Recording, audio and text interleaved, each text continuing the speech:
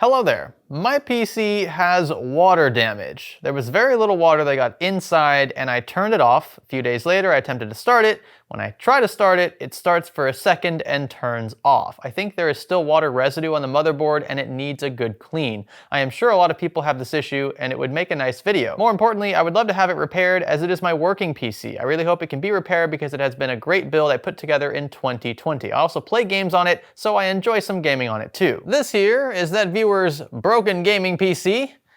And well, another water damaged one. Now I did need a bit more context because I wasn't sure how he knew it was water damaged. Did it not turn on at all? Maybe it turned on and didn't turn off. Maybe it blew screens. And sure enough, when he turns it on, he says it's on for a split second, the fans spin, things light up, and then it immediately shuts back off. He also told me that he swapped the power supply in here after the water damage occurred in an attempt to recover the system, and that did nothing.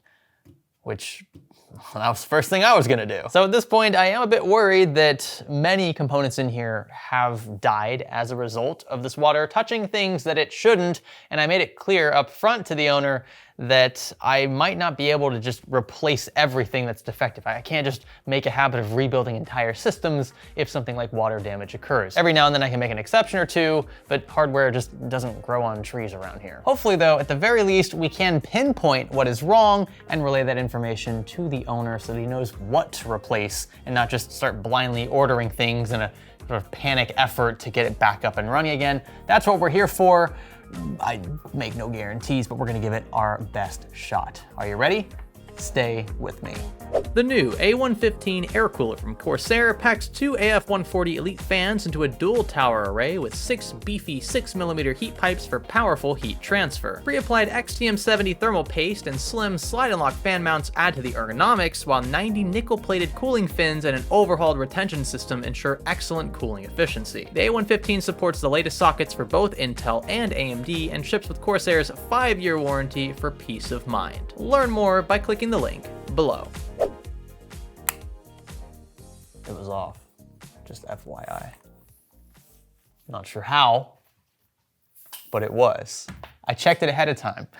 So we're just gonna jump straight into power this thing on. By the way, welcome to Fix or Flop. If you're new, just know that everything you see us doing these videos is free of charge to the owners in question. We charge $0 for all the services you see performed in these videos. In exchange, they allow us to make videos around their systems, and that's how we make our money. So your viewership is greatly appreciated. And with that, we're ready to power on. Wow, that lasted for about 10 milliseconds. I don't want to power it on more than I have to, again, with the context that we have around this system. We'll maybe try just one more time. Oh, now we're not getting anything at all.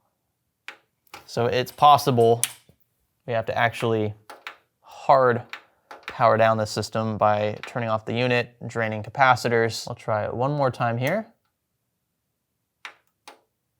Yeah, so a little more lighting from the CPU and whatnot there, but it shuts off almost immediately, which is right in line with what the owner told us. The very first thing I'm gonna do is check for any visual signs of water intrusion. Maybe we see water spots along the top of this basement, maybe on top of the graphics card. He believes that water got on the motherboard. I find that a bit difficult to believe because presumably water intruded from above. So it's coming in from this top grill for the fan that's exhausting air. And if the water came in there, maybe it sloshed around, that's possible. But the card is probably gonna be the biggest target here because it's sitting horizontally. There's a lot of surface area there for water to gather. I'm just really hoping that this card is not totally bricked. I know he told us he already swapped the power supply, but we're gonna do that here in the office just to be sure. Wow, this is like, dude, that cable was in there. Again, I know he said he did this himself already, but we can't make a habit of trusting anybody in this job. We have to see things for ourselves, just hands down. We're gonna connect our trusty Nightjar unit and see if anything changes. I doubt it, but still something we need to verify ourselves. And we're only gonna power primary components here, so 8-pin EPS, the 24-pin, and the graphics card. The next step, if this doesn't work, is we're gonna remove the graphics card because, again, I think that was right in the line of fire for the water that intruded. Yes, this looks a bit jank, but it should get the point across. Let's see.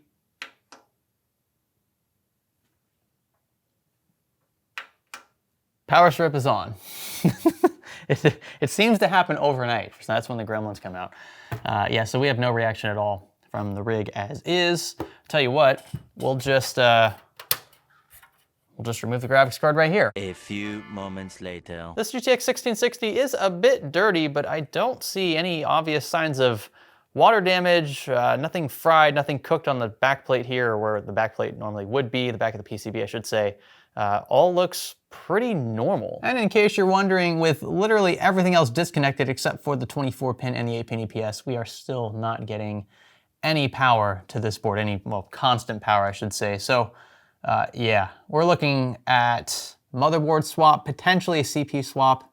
It just depends on what was struck first. Just hoping both things weren't fried at the same time. Ooh, and we just noticed, actually, as we were moving this board, this display port is being sort of kind of blocked by the rear I/O plate here. So there's this little like notch that sticks out. It's supposed to rest on top of the port, and it's actually shoved into the port, which potentially could be shorting something. I wonder if this is actually the reason why the motherboard is not playing nice right now. And maybe it has nothing to do with water at all. At first glance, everything on this board looks fine. I don't see any signs of water damage at all. Raymond gave it a once over as well. We're in agreement that this actually looks normal. And while that would be a good thing, but it also makes our job a bit harder because now we're not entirely sure what is wrong. I suppose while we're here, we should go ahead and check on the CPU as well. I believe it is a Ryzen 5 2600, wait, it's a Ryzen 7 2700X. I didn't recall that being the chip in here. He said it was a 2600. Now, it's not the end of the world, not a huge deal on paper, but I don't like discrepancies like this, so I'm just gonna point it out to the owner and see if maybe he just didn't know, maybe he bought it from somebody else and thought it had a different CPU in there. It's just, yeah, always makes me feel a bit weird. And while we're waiting for his response, I do wanna check on the socket. Other than the flaky thermal paste, this looks to be okay, nothing where it shouldn't be, and same goes for the CPU. All the pins look to be straight, nothing bent or missing. And no, in case you're wondering, clearing the CMOS does nothing, although at this point I am kind of concerned about this battery. If water got here, maybe it damaged the battery, maybe it's just old. We'll check voltage. 2.8 volts, it might be worth a battery swap just to be on the safe side. 12 seconds later. I compare that to a brand new battery from a new motherboard just to show you the difference here. You can see how this is a straight 3 volts. I'm not sure how sensitive these boards are with voltage, but it is something to watch out for. Just to be on the safe side, we'll test it with that replacement battery. This is not gonna be on for very long at all. You see that? A battery? 0.2 volts? That did it? The chip's getting hot too, that's a good sign. Okay, I'll admit, like 2 seconds prior to us filming this clip, I tried it again and it didn't power on. And so I just wanted to actually get it on film to show that we tested it, and then it turns on. So I'm very shocked. You saw, right? I showed you. I was like, I could hear like the same high-pitched squeal coming from somewhere in the VR MOSFET area, power delivery for the CPU. But then it turned on the second. I wonder if it'll do it again. I just want to quickly check, see if we can replicate it. Sure enough, it's repeatable. So did water damage the CMOS battery? And that was the only issue? That just seems so specific. I mean, this is way down here. Like when you compare it to, I don't know, the graphics card, like the card, in my opinion, would take most of the water and this would just be shielded underneath. But somehow, some way, that voltage was just a tad bit off, and that was one of, if not the only thing keeping the system from fully powering on. But hold on a second, before we get too far ahead of ourselves, there are a few things we have to double check. Firstly, we did call out the display port little cutout in the rear I/O shield as a potential issue because of where that little metal piece was jutting, and we do need to rule that out. One of the quick things we can do is to put the original battery back into the board and try powering it on outside of the case, because if that little piece in the display port cutout was in fact shorting the board, well then it should boot up just fine with the other battery that just has a slightly lower voltage. We'll probably still give them a new battery to be on the safe side, but it's one way we can rule things out. So out with the new and in with the old. Let's just give it another shot here. Oh yeah, power on the power supply would help. Oh, would you look at that? That's power. So, probably a display port problem. Definitely still jank the way we have things, but I've got the card reinserted now just to rule this out. Wow, really? Not powering on. Okay, super sketch, don't do this in real life, even though I'm about to.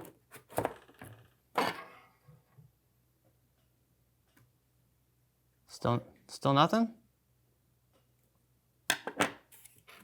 Disconnect the power completely.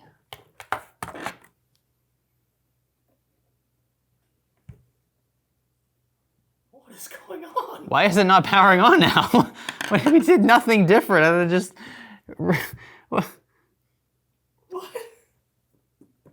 CPU's not getting hot, so there's no real power being sent. Look, this is gonna be a really jank cut just because I wanna show you guys as much as we can in these. I want you to see what I'm doing because maybe that sheds a bit more light into what we're dealing with problem-wise. Now it powers on. Like the moment it detects anything in that uppermost slot, there you go, there's power.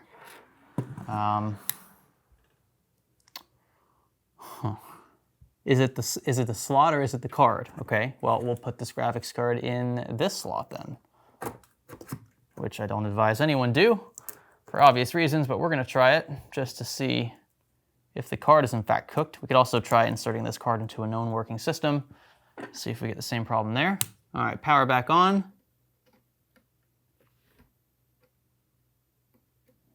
Nothing. Let's just power cycle very quickly and try this again. Nothing. It hates that graphics card.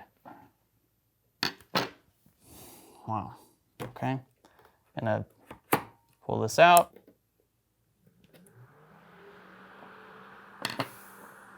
Right, so let's get a different graphics card in here and see how things go. I imagine it's gonna work. I think this thing is bricked, which wouldn't surprise me again, just based on where it's located in this rig with respect to the water damage. Now you're not gonna believe this. I have almost an exact match graphics. This is actually a 1660 Super, whereas his is just a vanilla 1660, but ours is, well, you know, clean as well, so there's that, and ours definitely works. So ours is in. I'm gonna power on the unit, and we're gonna jump the power pins here.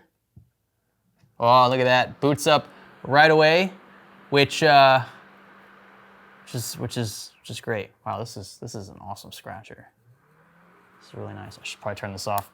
Our CPU be cooking. Wait a minute. Didn't we at one point power the system on without the original graphics card in the rig, like in the case? And it still didn't work? That was why we took it out in the first place and why I went down the, now in hindsight, pointless battery rabbit hole? Yeah. Something's not adding up here. And honestly, it's self-inflicted. If I'm being honest, it's because I didn't do things in proper isolated settings. Like I should have exclusively tested the board with and without the graphics card outside of the case before diving into the battery issue at all. But now that I know our card works with his board, and I know that his card doesn't work with our board outside of the case, I'm curious if our graphics card with his original board will work in the old case. Maybe the display little metal piece was actually a second issue that we bypassed when we removed it. This is the problem when you have multiple things wrong with the system. It could send you in so many different directions that you just get lost. I'm not sure why this system continues to make appearances in videos outside of its intended use, but we're going to swap out the known working GTX 970 in here with his original graphics card. Now we know this works otherwise, so if we don't get power, then we can say with near certainty that the card is defective. I'm not sure which way this is headed. Part of me wants to think that it's going to work, but I've been very wrong before. Here we go. If I can find the power button.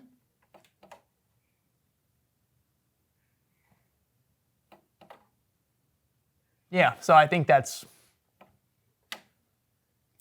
pretty definitive.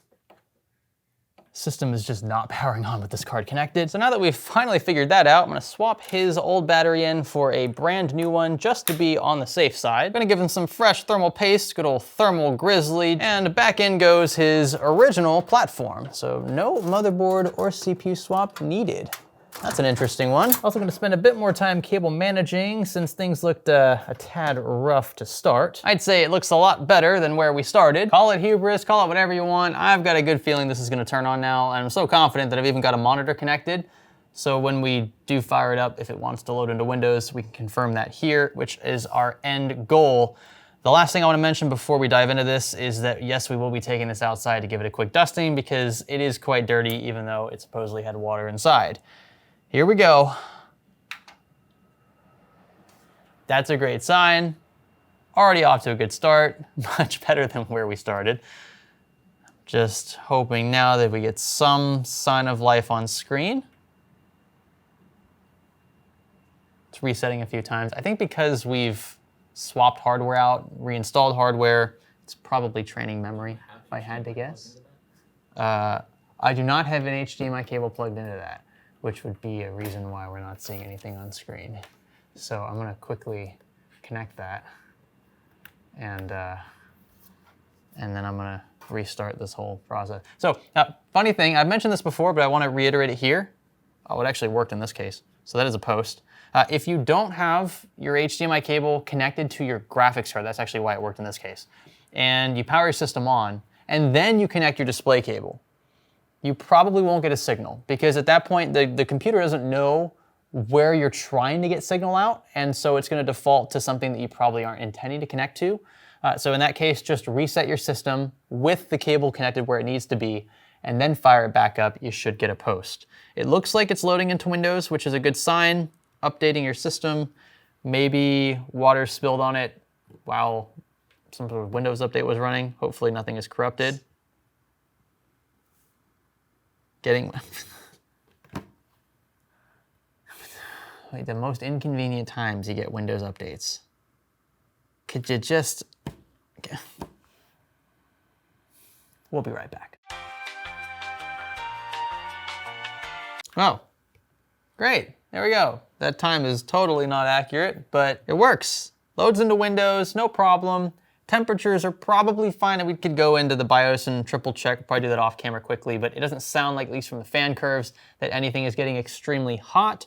This graphics card works, his original one definitely didn't, and that's likely the component that died from the water damage. I know at one point I was suspecting that the motherboard was at fault, and I think it was just that one random instance where the system wasn't powering on even with the original card removed. I think it's because I didn't fully disconnect power and drain capacitors. For sure though, his card was defective, and while I'm happy to say that swapping that out has allowed us to finally load into Windows again, we now have a fully working system, minus some dust. Let's take care of that. Got my trusty electric duster, here we go.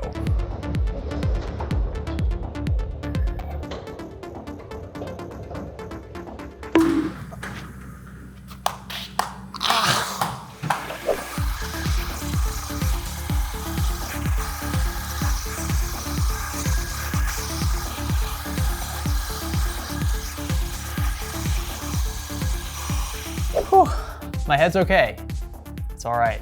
Thanks for your concern.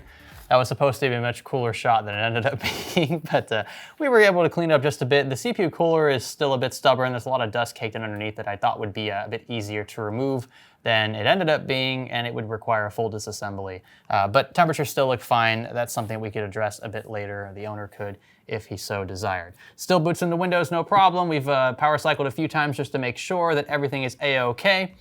I'm really glad that this one turned out the way it did. With that, thank you so much for watching this one. It goes without saying, your support is the reason why we can continue doing this. The fact that you're able to click on these videos and watch them, even if it's only a minute or two's worth, just clicking is such a huge help, and it allows us to continue doing what we're doing here for folks for free in and around the Orlando, Florida area. Speaking of, if you are local and you have a broken system that you'd like a chance to have fixed for free on the channel, be sure to hit me up via the link in the video description. With that, let me know what you think about this one in the comment section below. Give this one a thumbs up if you thought it was cool. Consider subscribing if you haven't already. And again, checking out those relevant links in the video description. My name is Greg. Thanks for learning with me.